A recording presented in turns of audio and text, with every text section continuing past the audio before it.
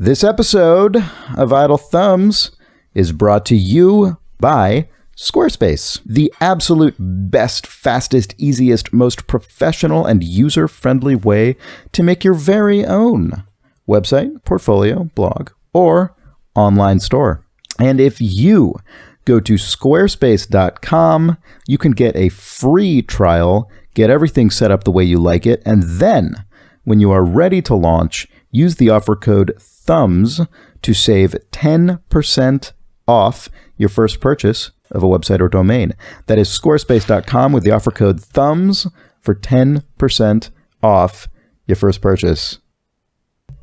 Okay. Nice. So you're telling me that all your files are right where you left them? My files are right where I left them. Ugh.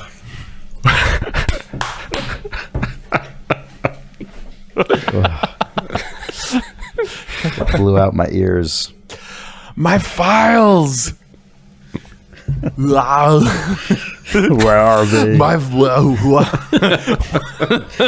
did I leave them? Is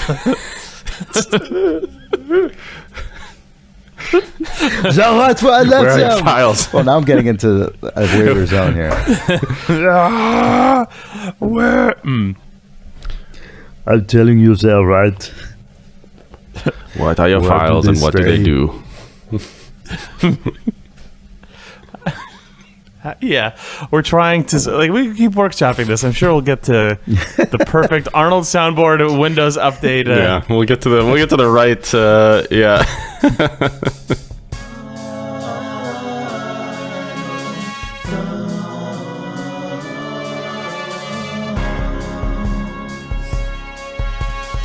It's April 2018.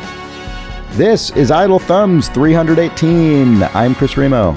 I'm Nick Brecken. I'm Jake Rodkin. Hey, folks. Hey, guys. Welcome to the first ever entirely remote recorded episode of the Idle Thumbs podcast. This episode exists exclusively inside the internet. Mm-hmm. Idle Thumbs is in the cloud now. Yeah, it's in the cloud. That's the future. The future of video games and video games podcasts. Video games podcasts is like what a British person would call a video game podcast. Yeah, have you noticed that? How they say the games in the video games industry or games. It's like a maths podcast. Yeah, it's like a maths pod. It's like a video maths podcast, but in the cloud. It's like an edutainment podcasting in the cloud. It's like an edutainment's podcasting in the clouds. I feel like there's money in this concept, Chris. Wait, which concept do you think there's money in? I don't even know which edutainment podcasting in the clouds. Oh, yeah. Yeah, probably. How would you, I guess the same amount of money there'd be in any other kind of podcasting in the clouds. Probably less because none. it's educational. So none. There's no money in any of this. No, all right. Well, too bad. How are you guys doing? Good. Cool. Jake, I know that you have played a video game. I have played the video game Minit. Yeah. Chris, you also played Minit, right? You played a little bit of Minit. I did, but I need you to sell this to me or to explain it to me because I understand the concept of Minit, which I can briefly say, which is that it is a sort of Zelda-like game in the vein of a NES era top-down Zelda, I guess the original Zelda, in that it's just it's a very simple 2D top-down adventure game, but every 60 seconds you die. So 60 seconds after spawning into the world, your character dies and you start over, and you have to then use the knowledge that you gained in all of your previous lives to more quickly move through the world. And I gather there's some kind of persistent element to it, but I was so terrible at this game, which by the way is spelled MINIT. I just did not get Minit. So I never made any persistent progress, which I assume must be possible because it happens really fast. I don't know how you could. Oh, really? Yeah, you must have bounced off it pretty quick. I mean, I got the sword. That's it, though. Okay. I played a bunch of times, but I was just terrible. I kept, I think, trying to achieve things that probably were beyond what you're supposed to achieve early on, but I wasn't sure what I was supposed to do. So explain this game to me. Okay. I'm probably going to do so poorly, but I'll try explaining it 5 or 6 times, and I'll slowly get better and better at explaining it. I mean, you described the gist of it pretty well, I think. I mean, it's a totally Zelda-inspired game, and it is especially the original Zelda-inspired game in that, like, the screen doesn't even scroll. You just you move off the screen and it loads the next one, and you die after 60 seconds. But the thing, when I actually first saw Minit, I did not, before I played it, I didn't see it. I didn't sort of see the Zelda part. I was expecting that it was going to be like a rogue-like type situation where the world was randomly rolled or something. And like it was about games sort of, are now, or like 2D indie games are now. And although it is 100%, it is way more of a Zelda thing, that rogue-like feeling exists in... I'm going to die and start over again. I'm not. That's... Sorry. It's good that we have video here because I can see how tortured you are on your face. Sort of looking up to the heavens. I am gonna actually back up and try this again. Yep. Dead. I thought that it was going to be a roguelike thing, but it's actually not, and it's almost not even like Zelda. It's almost an adventure game or something. It's like a puzzle solving game. It's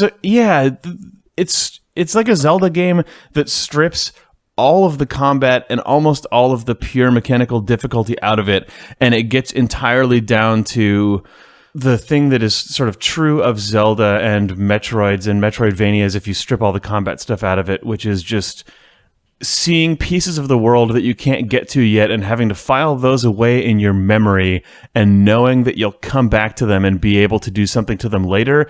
But because Minit kills you every 60 seconds and sets you back at the spawn point, the amount that you have to hold in your brain and the amount of sort of working knowledge of like, okay, I finally found the watering can.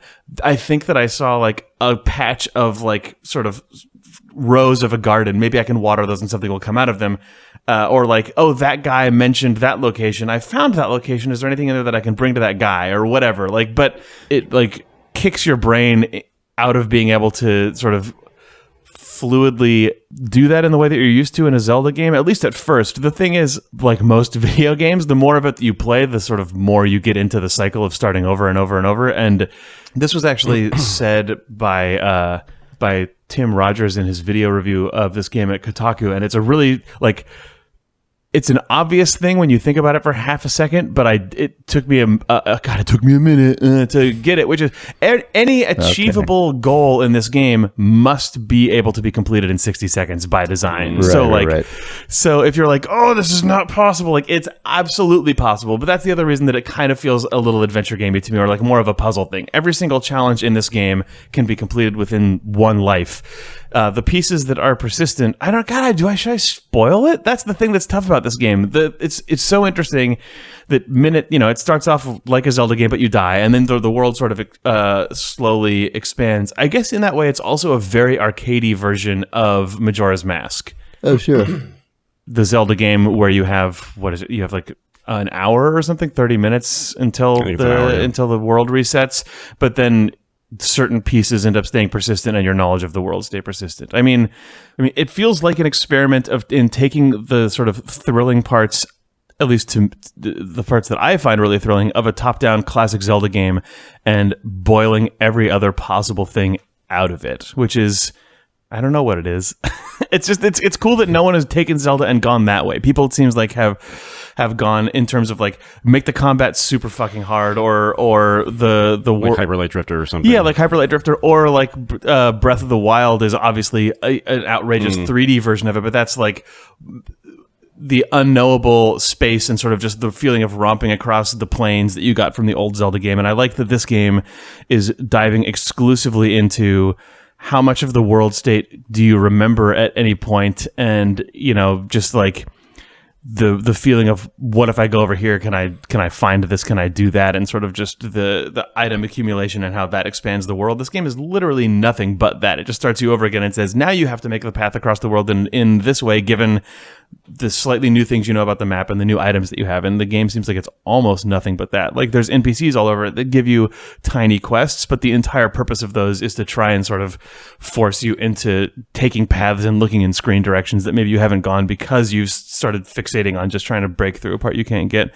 I don't know. That's really interesting, because I feel like the typical, I really like those parts of Zelda games. Those are the parts I like the most, which I think is maybe one of the reasons I like Breath of the Wild. But but Breath of the Wild is like big and sprawling, and I just play it in the most leisurely possible way. So it's like the exact opposite sort of mechanical approach to something like this, even if it's honing in on some of the same I guess emotional elements. Minit, because it has the 60-second timer and the respawn, ends up retaining the sort of manic, I have to push forward as assertively as I can feeling from like the Nintendo and Super Nintendo Zelda games, even though but not for the purpose of like surviving that's combat encounters. Yeah, the original Zelda definitely has an urgency to it. Yeah. I guess in part because there's just literally nothing else to do. Like, if you aren't pushing forward, you're making nothing. No progress in achieving nothing. The screens themselves in the original Zelda are trying to kill you all the time. There's just enemies roaming around and arrows flying at you and boulders falling. And when you leave the screen and come back, those fuckers are just back. Mm-hmm. That's a good point. Yeah. Cool. Well, that's Minit. Minit is available on more systems than I would have expected. It is. I think it's all over the place. It's on Windows, and then I think both PS4 and Xbox One. Yep, it is. Yeah. And this is by Willem Nijman. I don't remember. I always how to just know him as name. JW, but he's one half of Vlambeer. Yes, yeah. And then a few other collaborators. Yeah. Yep. It's kind of, just on that note, it's totally bonkers to me that guy just makes other games on top. Like, Vlambeer already feels like they make a bunch of games. Yeah. Just like with a pretty high degree of regularity. And then him just also make, like, one of the, this is a sort of meta element that doesn't mean anything, but one of the reasons I kind of assumed the game didn't necessarily have like vast wells of depth is not because I wouldn't think its creator capable of it or anything like that, but just because this guy makes so many games that I'm like, oh, this must just be another like tossed off, sort of almost experiment or something. But it sounds like that's not the case, which is really cool. I'm sure it's not the length of like a full Zelda game, and I'm sure it doesn't have the hours and hours of replayability of a usual Vlambeer thing. But I've played Minit for about an hour, and it's at the point now where I've done so many weird little things and seen so many. You've died precisely 60 times. I think that's probably correct. I might have played it a little less than an hour, but I've spent some time on the menus. But yeah, I've probably died approximately 50 times. But I have, at this point, I don't have any sense of how big this game is, or how many abilities I have, or how much things that I know are going to end up folding back in on themselves. Like, I have no sense of what this game is, which is like the best middle portion of a game to be in. Like at the beginning, I'd sort of thought, is it going to subvert itself and I'm going to end up getting over the Minit thing? Or like, is this just sort of like a fun little experiment? And now it almost feels like a game jam game or something. Yeah. And it still kind of is. It's by design, super bite size, but I've uncovered way more map than I thought that I would, and I've uncovered more ability to have agency over parts of the world than I thought that I would, and also just like the number of little like quest-giving NPCs that end up chaining way farther out into the game than I thought would be there are there. So now I just don't have a sense of the scope of the game anymore, and I'm not going to look it up, and I've sort of stopped that's cool. reading or looking into anything about it. I buy that. Nice. And I bought Minit. Nice. But I didn't really play it very much because I didn't understand it.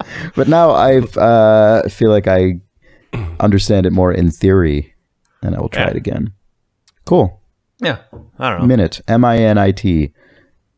And it's on Steam and other It's just everywhere everywhere that plugs into a TV or computer monitor, basically. It's there, except the Nintendo Switch.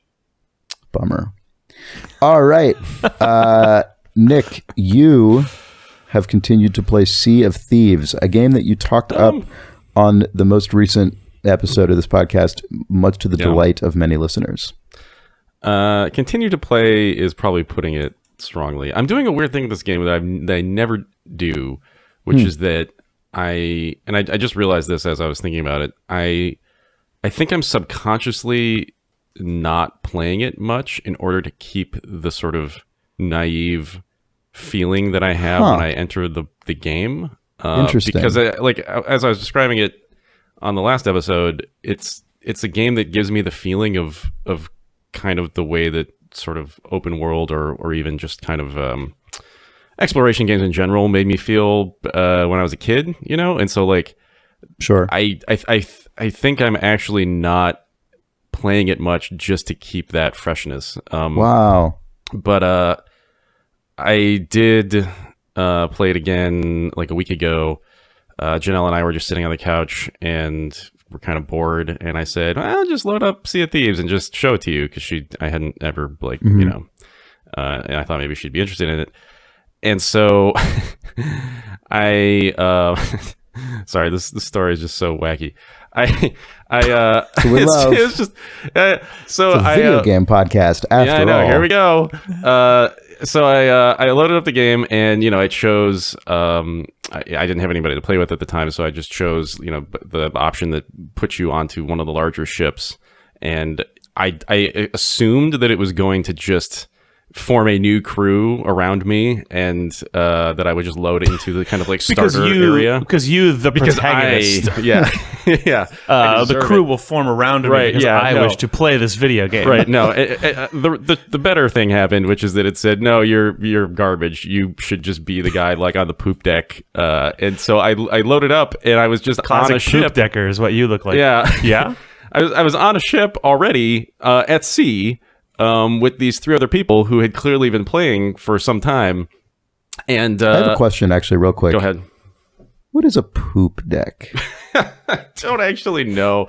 I should know, considering how many like naval novels. Yeah, you're I've read. super into like naval things. I don't know, Chris. It is the highest deck of the ship. Okay, It so forms it's actually the roof like of it's a cabin good deck. in the stern. So yeah, it's okay. Yeah. And the stern is the back. Yes. The front. Back. Okay. Yeah. And the aft is the front. No, the bow. The bow. What is the aft? Well, it's fore and aft, stern and bow. They're sort of interchangeable.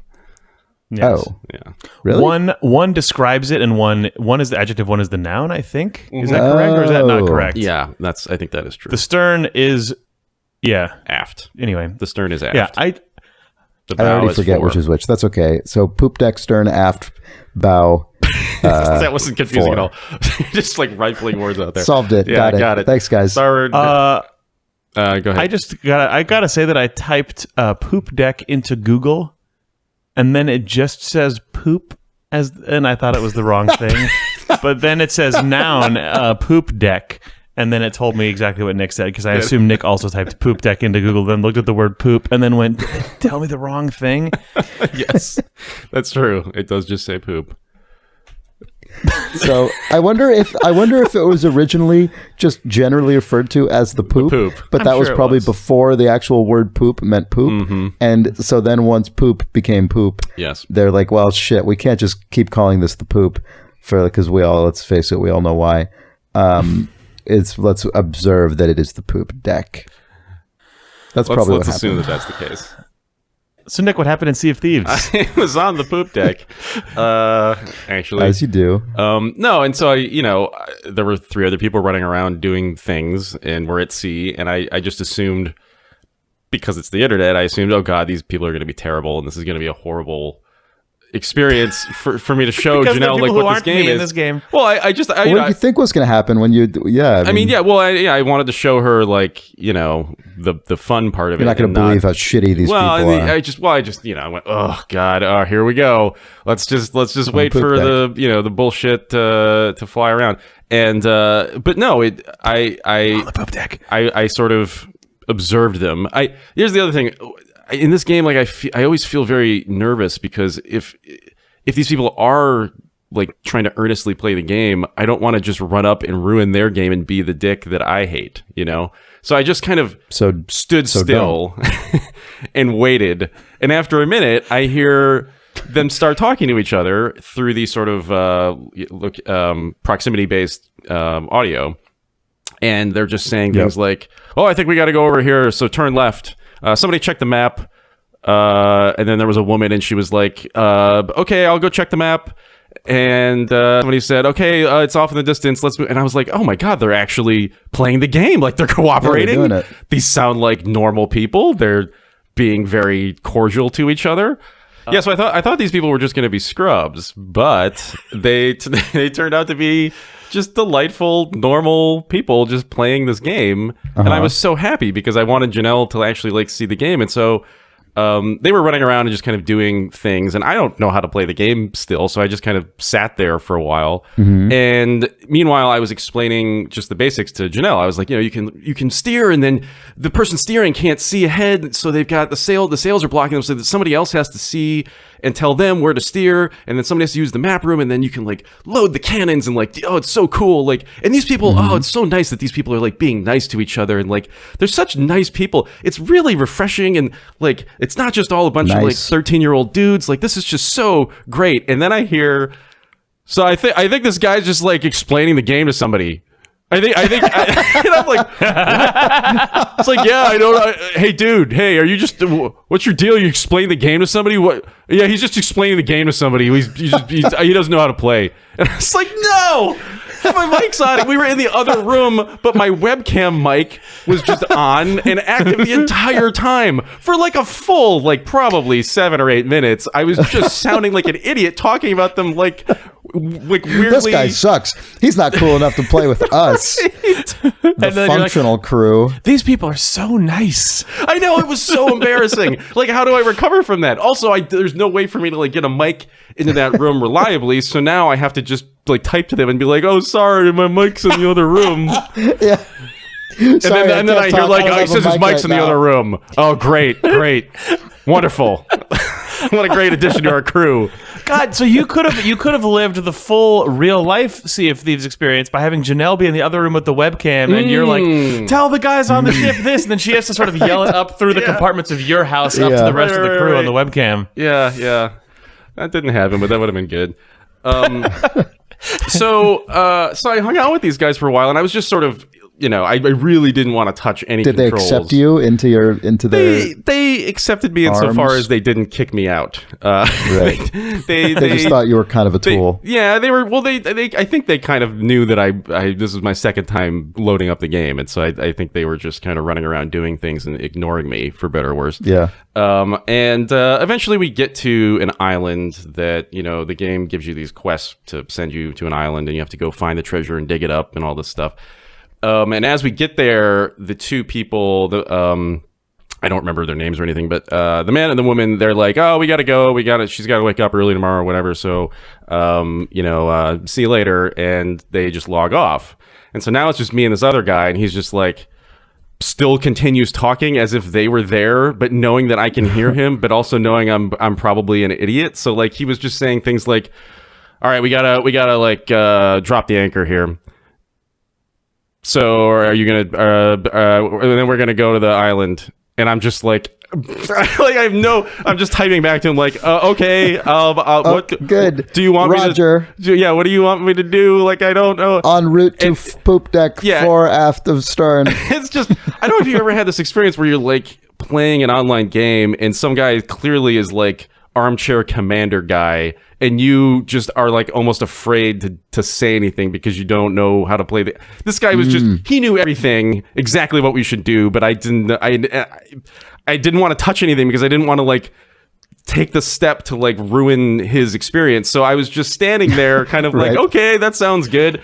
But of course, by doing that, you did. I know, exactly. By doing that, you were just the ineffectual. Because now he's just sitting there going, yeah, I know. Yeah, of course. Yeah. He's like, God, I wish they hadn't left. Like, this sucks. Yeah. All right.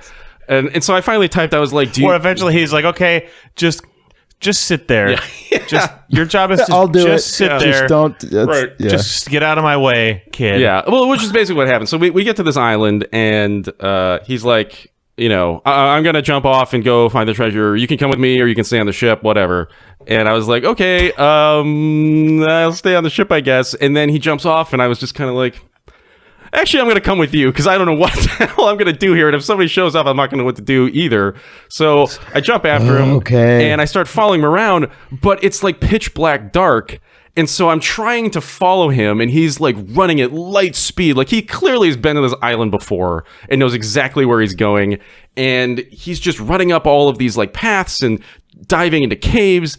And I'm just desperately trying to follow him. He's like, oh, no, not here. We got to go up here. And then there's going to be like 2 skeletons. So just run past those and then go up this thing. And I'm like, oh, fuck, this is insane. Like, I'm going to get lost. And then there's no like fast travel in this. There's no way. He's not staying for you. No, I'm going to get lost, and then he's going to take off without me. And I'm going to be screwed. So I was like, at a certain point, I was like, I just lost him. Like, I couldn't see where he was. And there's no mini map. There's nothing. I just literally lost him on this island. And then I just heard like, whoo, whoo. And I was like, like he's gone. Like I'm in the middle of this place. There's like, an owl. So this owl. So on a tropical island. And so I was like, all right, I guess I'll just find the shore and then just trace that until I find the ship again and then go back to the ship. And so I typed to him, I was like, I'm going to go back to the ship, I lost you. And he's like, oh, okay, cool. Yeah, I'm going to go find the treasure, whatever. And so I walk along the shore and I turn a corner and I see the ship and I'm like, oh, okay. And then I think like, wait a minute, this doesn't feel right. And then as I'm moving towards the ship, because it's a little bit offshore, as I'm like swimming out there, I see 2 tiny figures running around on the deck. And I'm like, oh, fuck. This is not our ship. This is another ship that docked on the other side of the island. And now we're in like a master and commander situation where I've got to run and find our ship and get it going fast enough to like get out of here or attack them or something. Like this is now just like a race to just like survive and get it. Because we had like a lot of treasure because this guy was like, a legit player of the game. Because he was good at and so I was like, I was typing to him like furiously. I was like, "There's another ship. We got to get out of here, man! Like this is crazy. We're gonna die. Like I don't know where you are. I don't know what to do." And he was just like, "Oh, okay. There's another ship. Cool. All right. I'll run back to our ship." And so I'm standing there, kind of like I don't know where our ship is. I don't know what to. I turn around and here he comes around the corner and he's going towards the same ship with this huge treasure chest that he's got in his arms. And I'm like, no, dude, that's not our ship. That's an enemy ship. You're going towards the enemy ship. And he's like, oh, no, that's fine. Those are our new crewmates. They're cool. And I was like, oh my God, like 2 people had joined the game and we're now on our ship. Man. And like, I was just like furiously, like, I was so afraid. Yeah. And he was just like, no, you idiot. Like, these are our new friends. Like, you're fine. So he goes back to the ship. I go back to the ship. He drops off this treasure chest that's got like a bunch of stuff in it. Everybody gets a share of it. So you get this little like thing, you got some bucks or whatever. And the other 2 people are just kind of like I was when I started playing. They were just kind of doing whatever. And so the guy's like, okay, I'm going to run back up. There's another treasure at the top of the mountain. So if you guys want to stay here, that's fine, whatever. And so I followed him again because I didn't know really, it was kind of boring just to stay on the ship. So I follow him, and this time I actually feel like good about it. Like I'm right next to him. I killed a couple skeletons with him. Now like I was the sort of old salty dog who'd been there for like one and these new guys were like, oh yeah, you guys stay on the ship, you don't know what the hell you're doing. Like, yeah. So we get to the top of the mountain and it took about like, I don't know, 5 minutes to kind of wind our way up this thing. And we get to the top and it's gorgeous. Like this game looks amazing. You can see the ship down below. It like, it's starting to like the clouds are parting and dawn is breaking and it starts to like, it's just beautiful. Like the sun is coming up and it's just absolutely beautiful. And I'm looking out on this vista and he goes, okay, well, there's no treasure here actually. So we should head back down to the ship. And then we hear over voice chat, we blew it up. And I was like, what was that? and the guy was like, what did you say? And then we hear this like 13-year-old kid go, we blew it up. And I was like, what? And I take out my spyglass and look down at our ship, and it's just slowly sinking into the ocean, like just so slowly, but very clearly sinking into the ocean. And I realized, like, oh my God, these fucking assholes just stayed behind and then just blew up our ship while we were gone. And so the guy's like, oh, okay, cool. Why did you blow it up? And they were like, we wanted to blow it up. They were like, no, like, this is terrible. Like, these, what are we gonna do? Like, they first of all, we don't outnumber them, so we have no way to like vote them out of the crew. And right. I felt so bad for this guy because he was just like actually trying to play the game with normal people, and I had finally like achieved the status of just being like his buddy, and then we just got totally owned by these trolls. And so the ship just completely sinks and the sails disappear and everything's gone. And the guy just like quits out and the two other people quit out. And I'm just alone on an island. And that was the end of my second Sea of Thieves experience. It was just, it was this full circle, like starting with these really nice people who were just honestly trying to play the game for real and ending up in the situation that I thought I would be in from the start. Ugh. That's sort of a ghostly echo. It's like, there's not even a bunch of shitty 13-year-olds, sort of mixed in with like, like the bubbling of the sort of the crow's nest disappearing beneath the sea. Just Yeah. It was, man, it was pretty brutal. But despite that, I have to say, you gained some empathy for that other guy, though. Yeah, no, it was a completely valuable experience because I really only had to deal with the trolls for about 30 seconds before I also quit. And so I feel like this, even though our journey ended by being completely owned, you've become like a more of a salty sailor in this game, though, because of this experience. Like you are now like just more sort of, you're just more weathered, even though it's sort of metaphorically. Like your avatar has not changed, but you have changed. No, it's true. Where you're like, I've seen some shit. Yeah. Yeah, anyway. So I wish I had a happier ending, but your whole ship was sunk by a mutinous crew when you were, No, I mean, it's true. If the game had a way to just like distill actual teenagers into just kind of like mutinous pirates, then that would be ideal. Like if it could somehow detect like 4chan speak and just warp it into like, I'm kicking you off of this, just like, just, you know what I mean? Like, if you could just take that element and just morph it, it would be totally fine. But but I still like, I'm going to try it again. I think, honestly, like I'm having a lot of fun just rolling the like chat roulette wheel on this and just seeing who I end up with. It's not like I just immediately like hate everything when I end up with the troll people, but like so far it's been 50-50 and I doubt that will hold out, but like it's kind of nice finding normal people on an online game and actually playing a game with random folks. It's a weird experience. I haven't done that in years, and it's so far it's your track record's okay in that you ever end up with good random situations. Well, it seems like the game is slow enough in a lot of ways that I feel like the trolls may play it for a couple of minutes and then say, there's nothing else to do other than blow up people's ships. I guess I'm not going to play this anymore.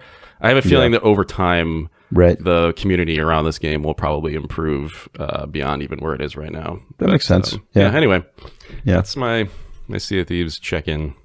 Nice. Let's take a break. This episode of Idle Thumbs is brought to you by Movement, but not Movement watches, which you may have heard about on previous episodes of Idle Thumbs. No, these are Movement sunglasses. Oh, shit. And I am wearing a pair of Movement sunglasses right now. God, I thought your voice sounded like cooler and more self-assured. Slightly cooler? Yeah. Well, if you could see me now, Jake, which you can, in fact, actually, you can see why. It's because I'm wearing the sickest shades. I mean, I can see you, Chris, and then I can also kind of see myself. That's true. I can picture myself wearing those cool sunglasses, Chris, and literally I can see the reflection of my webcam in the eyes of your cool sunglasses. Mm-hmm. Yeah. That is an experience that, Jake, you could be having in reverse right now. Well, no, I guess I could be seeing myself in yours, but I can't because only I, amongst us, am wearing these sick-ass movement sunglasses. If you go to mvmt.com/thumbs, you can browse not just movement watches, but also movement sunglasses and get 15% off your order. Also, I noticed when I was reading about these, it says these sunglasses are not plastic, they're acetate. And I did not know what that means. So now I'm going to educate you. Acetate is nylon-based and is strong, lightweight, and flexible. It is hypoallergenic. Hypoallergenic. Consider that. My main association with the word hypoallergenic is that I remember when Obama got a dog, they said it had to be hypoallergenic because of his kids. So these are the Obama's dog of sunglasses. These sunglasses are safe for Obama's daughters and safe for you. And if you go to mvmt.com/thumbs, you will get 15% off your sick-ass hypoallergenic sunglasses as well. There's a thing... Biden probably has hypoallergenic movement sunglasses. If he doesn't, he should. Yeah. A thing I really like quickly about the website is that when you're browsing these, you can sort them, but you can filter by size, which is something I really like because I find that when you're buying stuff like sunglasses online, often they will just have like a picture of the sunglasses without any context or scale, and I have no idea. And I like that was a filter on this website. That's just a tiny observation I had. Anyway, mvmt.com/thumbs, approved by Obama's dog and Biden, probably. Nice. mvmt.com/thumbs. I would consider these endorsed by Vice President Joe Biden. That's safe to say. I mean, I'm not going to claim they are, but I'm going to claim that Jake would consider them that. Yeah. Plus, free shipping and free returns. This episode of Idle Thumbs is also brought to you by Casper. Hey. Yeah, our old buddy Casper. Casper makes mattresses, but not just mattresses. Casper makes all of the sleep goods you need for an exceptionally comfortable sleep experience. So consider that. Do they make hypoallergenic pillows, Chris? I can only assume that they do. Are you asking because you have additional knowledge about this? Are you leading? I do actually. Yes, Nick is concerned about Obama's dog. I'm very concerned about that dog. Sure. No, I actually do know that they make hypoallergenic pillows. Well, all right. Their pillow, the pillow that they make, their perfect pillow, is hypoallergenic. So that dog is fine. Well, good. I'm glad we sorted that out. Your Casper pillow, perfectly safe for Obama's dog and his kids, I guess, because that's actually the part that was relevant. Biden's probably got that pillow. It's our thing now, I guess. If you go to casper.com/thumbs and then use the promo code thumbs at checkout, you will get $50 towards select mattresses. $50. Consider it. Casper.com/thumbs. Now, Nick, I don't know about your allergy situation, but I do know that you have a Casper mattress and it has treated you well. Oh yeah, I love it. I love that mattress. Well, it's gone. It's part of. We are apart right now, and it's very sad. I had to put it in storage because we had no way to easily move it up to Canada. So I'm suffering without it. Actually, my back instantly deteriorated after leaving that Casper. So too bad it actually confirmed that the Casper is great. Unfortunately, now the you way have a it control confirmed it is group by of your own back right now in Canada. They call that the Canada Control. Yeah. Well, that's not a problem when they ship the Casper to you because it comes in that little box that it sort of unfolds out of in a delightful fashion. Mm-hmm. Yeah. Yeah. You might need to get that. Might need another Casper. Man, I might get to that point. Yeah. Right now we have like one of those stupid little foam toppers, those like memory foam toppers that are trying This to be a sounds Casper without miserable actually compared being to a Casper, and yeah. it's really not. It's not good. It's not Yeah. good, Chris. Well, you should know, Nick, that it is delivered with free shipping and returns in the U.S. and Canada. So, well, your new Canadian self can enjoy that benefit just as much as we Americans like Joe Biden. And if you go to casper.com/thumbs and use the promo code thumbs at checkout, you'll get $50 off select mattresses. Casper.com/thumbs. This episode of Idle Thumbs is brought to you finally by Squarespace. Hey, classic. Yes, Squarespace is classically the absolute best, fastest, easiest, most professional and user-friendly way to make your very own website, portfolio, blog, or online store. And if you go to squarespace.com, you can get a free trial, get everything set up the way you like it, and then when you are ready to launch, use the offer code THUMBS to save 10% off your first purchase of a website or domain. That is squarespace.com with the offer code THUMBS.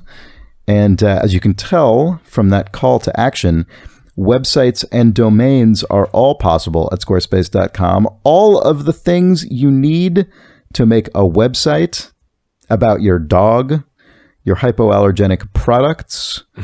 If you are going to vend them yourself, you can make a store. I imagine that blog about your experiences. Websites, by being purely virtual, are by definition hypoallergenic. Yeah, that the website itself is. I think we can be safe to say Squarespace peddles hypoallergenic websites. But what I'm saying is... Oh, yeah, you could use it then furthermore to sell your hypoallergenic products to dogs and daughters nationwide. Or to chronicle your hypoallergenic experiences. I'm going to look up what hypoallergenic means at one point. You could start your website with Webster's defines hypoallergenic as, and then, put that there. And it'd be really easy. You could just drag that stuff around. I have used Squarespace a number of times at this point, and you really do just put stuff in where you pick a theme, you put stuff in where you want it. It's pretty straightforward. You can get pretty detailed in terms of changing stuff around, but you can also just put stuff in the template, and it will look nice. It'll work on all the phones. So when you really, really, really need to know what hypoallergenic means, no matter what device you're on, no matter where you are, your Squarespace website explaining it will always be active. It will always be supported. It will always be responsive on whatever device your users or yourself are using. And you never have to upgrade it or anything because it's all just hosted and taken care of by Squarespace, and they are there 24/7. I wish that I could describe myself as always active, supportive, and responsive. Oh man, and supported. And supported. You want all of those, yeah. I do. Active, supported, and supportive, and responsive 24/7. That's Jake. It's not. I wish it was. Yeah, no, it actually is legitimately super easy to set up. And if you go to squarespace.com, you can get a free trial. You don't have to put in a credit card or put any money down in any way. You can make your entire website that way. The whole thing can be made with your free trial. And then when you're ready to check out, you just put in that offer code THUMBS for 10% off your first purchase of your website or domain. Think about it. Squarespace.com with the offer code THUMBS. I've had quite a while to think about it, to be honest. Yeah, what is your conclusion? I love it. Good. We're back. Hello. Welcome back. Hey! Anton writes, we have reader mail. Sorry, I didn't say that. But Anton writes, on the previous Ruination Cast, you talked about how much you appreciate gradually warming up to food or music that had originally been challenging to get into. I had this exact kind of experience with games the last few years. After always preferring minimalist design and rarely playing anything for more than 4 or 5 hours, I was starting to feel predictable, so I decided to get into hardcore Western RPGs. Wizardry 8, designed by Brenda Romero, was the point where it clicked, and I really started loving the stuff. Since then, I've even spent about 80 hours across a few years in Pillars of Eternity, a game which I once made fun of relentlessly for its completely bland name. Have you ever played completely against type, so to speak, and ended up liking a new type of game for it? Dark Souls. What was against type for you with Dark Souls? Oh God, everything. I mean, I guess it really wasn't in a sense, but like I guess I would compare the experience of trying to play that game initially to the experience I had trying to play something like Far Cry 2, where the kind of unforgiving nature of it immediately put me off, and I just had to get over the hump of accepting that and finding like the fun part of that kind of challenge. But now I think after playing Dark Souls, I think that is just a part of that is just what I like that a lot, as opposed to sort of initially rejecting it and having to like force myself to eat it.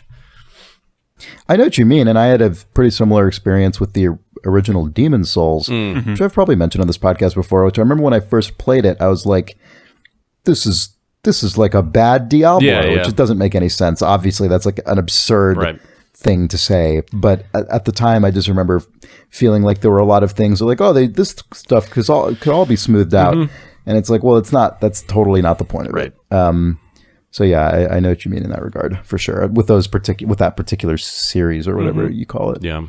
I can't think of a specific example, but I did like the way that Anton phrased it in general, though, because I'm definitely a person who will go on at length about music that didn't click, but then I had to listen to it for a long time, or meals, that I've eaten and didn't like, and then found that I wanted to eat after time. Or Chris, you've talked about sort of wanting to get yourself acclimated to various foods, and I used to and succeeded. And congrats! I used to give games a lot more time than I do these days, but the occasional time in the last few years that I have deeply fallen into the well of a video game has been so fulfilling that I completely hear what Anton's saying. Like it made a little gear click in my mind that went, maybe you've been giving super long ass games not quite their due. Because I do, on this podcast I've been super dismissive of like, the game doesn't click until you've played X bazillion hours. Like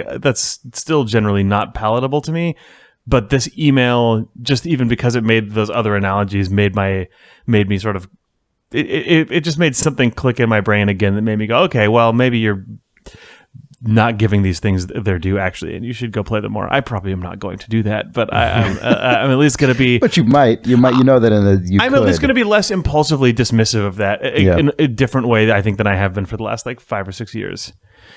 I probably the most significant example of this currently that I can think of for me is the iOS roguelikes of Michael Brog or Bro. I never know how to say his name. I always would have assumed it's like Bro, but it's maybe Brog. I don't know. Anyway, I was sort of aware of his stuff generally for a while, and the way that his games, like 868 Hack, was I think kind of almost his breakthrough game in terms of getting a lot more attention than maybe some of his previous work had, and I think it did well in the IGF and stuff like that. And his games have a very rough-looking aesthetic. I think he just does all the art and is not really like a trained artist by trade or anything. So they often have a very unvarnished look.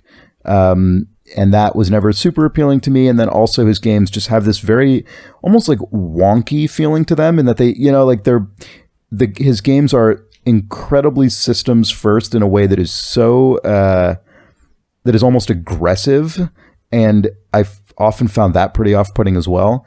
And then when Imbroglio came out, I got quite into that.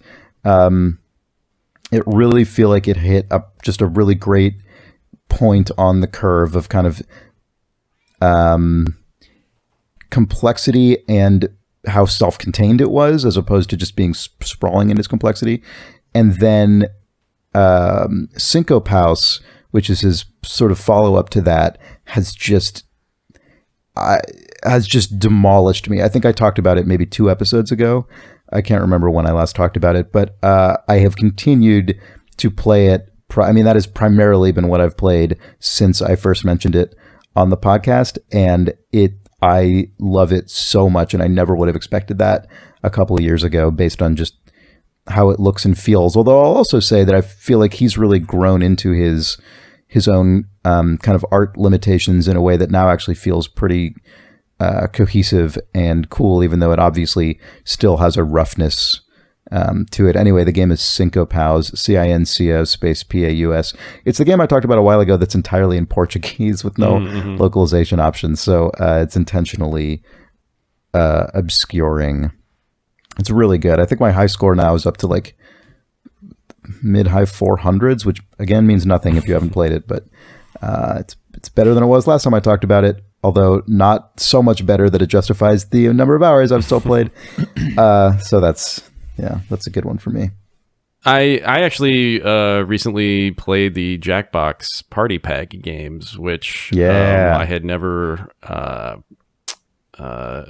I know Jake had talked about them, I think, previously on a podcast a long time Chris ago. talked about them a bunch because of Drawful. Yeah. And they sounded cool, but it's not usually the kind of thing I would load up, partly because I don't have like weekly big ass parties in my apartment, unlike my neighbors, my Canadian neighbors. Don't have like friends. But as I mentioned on our other podcast, Important of True, Jill and I have been watching Jeopardy lately, and so we were thinking, like, I wonder if we can find a Jeopardy game. Well, that doesn't exist, but Jackbox does, and so we just kind of went through the 4 party pack games that are on Steam. And these are kind of like, these are party games, as you say, and some of them are trivia oriented because do they still have You Don't Know Jack? Is that still part of it? You Don't Know Jack is in one of the party packs, and the other stuff is like, and there's also one called like Murder Trivia Party that's kind of like You Don't Know Jack, but it's themed around like as if you're being held hostage by the guy from Saw. And that one is but a lot of them are sort of just creativity focused instead of you improvising within restrictions. I was gonna say that a lot of them, like especially like that murder thing. The mechanics of it are kind of clever, but it's tough for if you're just 2 people. I mean, it's sort of meant to. The premise of that is that if you get a question wrong, you have like a save question that's thrown at you or some kind of like little mini game, and if you fail that, then you become a ghost. And then there's this kind of like final chase where the ghosts are behind the people. But if a ghost gets the question right, it moves 3 steps ahead, but a player can only move 1 step ahead. So it's this whole thing. But like if you're just 2 people on the couch, it's kind of not very engaging. But the Fibbage games with 2 people are not bad, and that's kind of what we gravitated to. Where you have to, if you've never played Fibbage, basically you have to invent an answer for a question that is thrown out, and then it's put in with other answers, one of which is actually correct, and you're trying to come up with something plausible that the other players would pick, and own them basically. It's kind of like the sort of board game party game Balderdash, if people have played that before. Right. The thing that's cool about the Jackbox games is that because they're because it's a interactive thing, they can just pack the responses with as many fake answers as they want. So it can kind of, I would imagine, I haven't played it with only 2 people, and I haven't really played these games that much in general for the same reason you said, that don't have like big groups of people at my home very often. But I do remember a thing that I thought was really cool was that you would just get kind of like ringer answers that just get seated in there, and you have no way to know who they came from. Yep. What's the latest party pack has an updated version of Fibbage that is absolutely gorgeous in its presentation too. They did this sort of like 60s abstract thing with it, and it's really, that's cool. Really, wow, that sounds awesome. Well done. It actually struck me, having played that stupid HQ game, it struck me as kind of the less obnoxious kind of offline version of that thing, and it I had a lot more fun with this than I ever did with that dumb piece. Nice. I love the Jackbox Party Pack stuff. I mean, You Don't Know Jack, the first one, I think it's a game that I remember first seeing in a computer store whenever it came out in sort of like the earlier mid 90s. Yep, that face, that head. No, I just remember seeing it running on on a computer. Oh, really? Yeah, same. It was running in just like a local computer store on basically one of the biggest CRTs that I'd ever seen. Like when having like a 17-inch CRT was the craziest shit. And I remember just it had all those full motion graphics and big wipes and like the fully voice acted host in a way that sounded just, I don't know. That game was actually just even seeing it on a Jack running on a computer for the first time was a like actual foundational computer experience for me, I think, because I just had no idea that you could create that sort of thing inside of those games, and I've been obsessed with what was formerly Jellyvision and is now Jackbox basically ever since. They announced that You Don't Know Jack is coming back in Jackbox Party Pack 5, and the commercial for it is I don't know, I feel like I want to just endorse watching the trailer to You Don't Know Jack in the new Jackbox Party Pack, because it's we can link to it in the description. Yeah, there's a sort of, it's the first time they've put a big huge wrapper, it seems like, around the You Don't Know Jack premise, where it's always sort of been like a fake TV show that you're kind of just seeing the on-screen display for. But Jackbox has been claiming for the last couple months that they're teaming up with some streaming service called Binge Pipe, and they're like, oh, we can stream your games to you and stuff. And then at I guess 2 different comic conventions or game conventions that were happening simultaneously, they had 2 keynotes in which both of them revealed that Binge Pipe was a thing they made up, and it's a fictional streaming service that has acquired the rights to You Don't Know Jack. So the new version of You Don't Know Jack is wrapped inside of this, just like, what if a service had, like paid advertisements and unskippable content? Yeah, but like the trailer for it is so good where it keeps asking you all these hypothetical questions about the future of media, but then it's one of the questions just sort of slowly switches into one about Chance the Rapper changing his career, and then like possible things that it could be slide onto screen, and then you're like, that's a You Don't Know Jack question. It's just like it's very cleanly done. It seems like it's like it just looks like a UK based streaming service or something. It's really strange, and I'm excited about it. Oh no, that's all. Sorry, Jake.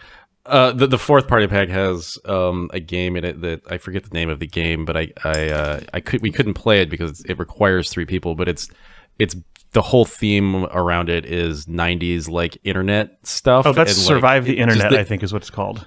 Yeah. I was really sad to not be able to see what that was because it looks like the most hilarious like AOL inspired thing in the world. But they do a good job with their like treatments of it's good stuff. Really good. I feel like, I don't know, the Jackbox conversations are strange.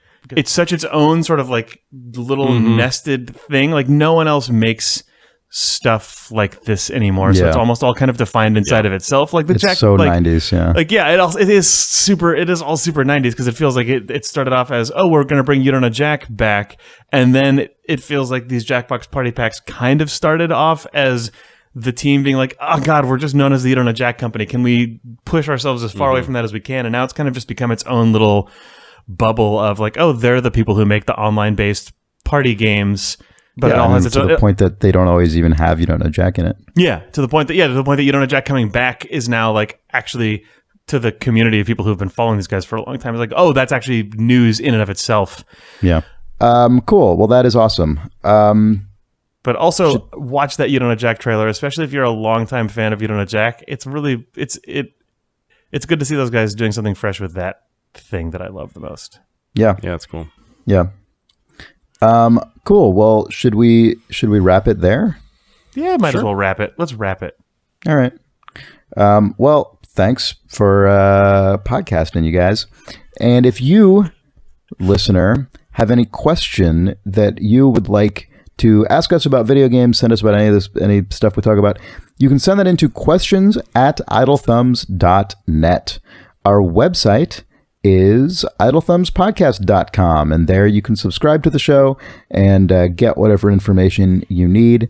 Ad-free versions of this podcast are available at patreon.com/idlethumbs, and you can find the details of that on that page. And with that, I think we're all set for this month's Idle Thumbs. We will be back soon with another episode of the Idle Thumbs Ruination Online, our question answering sort of podcast bonus thing for people who Anyway, God, I usually am able to describe this better. The questions are asked by high tier online Patreon bonus podcast patrons. question thing. Yeah, but everyone can listen to it because it's fun. So look for that soon. And with that, I think we're all set. So thank you for listening to Idle Thumbs this month. I am Chris Remo. I'm Nick Brecken. I'm Jake Rodkin. Bye. Goodbye. Goodbye. Thanks for stopping by.